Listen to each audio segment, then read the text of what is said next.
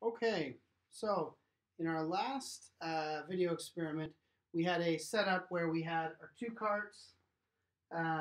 The green cart was going to crash into the yellow cart, and they were going to stick together. We're going to do the same thing today, except for we're going to make them bounce off of each other. And the way we're going to do this is using magnets.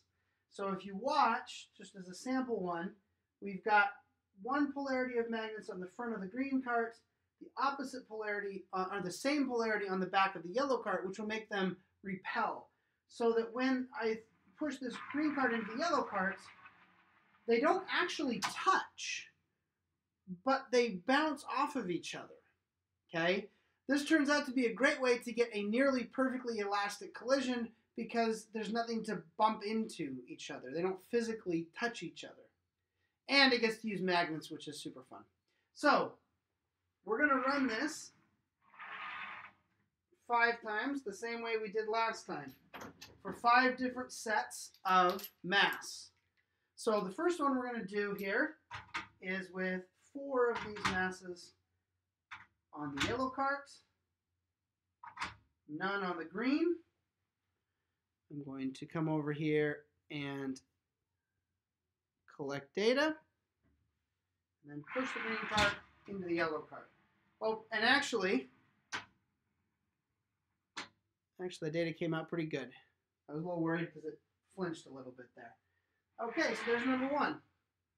I'll take 2 of these off. This guy set up.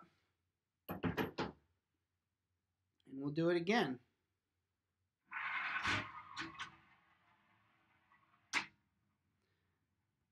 All right. Now we'll take these 2 off. Get them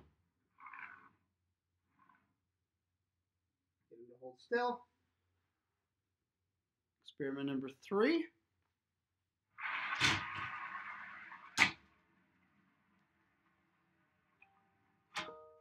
And you'll notice that one actually had a little bit of a rough time because the green cart got stuck off. So I'm going to actually do that one more time.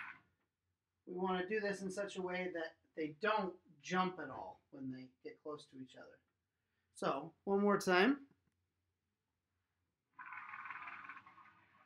There we go. Okay. Now we're going to do it with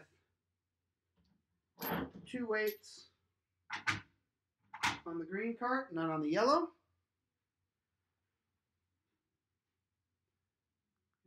Collect.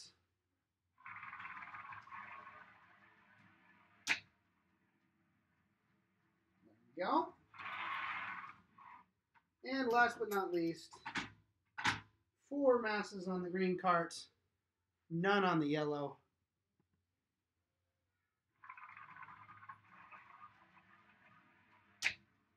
And there we go. Okay, so what I want you to do is use what we know about perfectly elastic collisions to see just how perfectly elastic these were. So calculate what the velocities of each of the 2 carts should have been after the collision, and compare that to what we actually measure the velocities of the 2 carts being immediately after the collision. Have fun.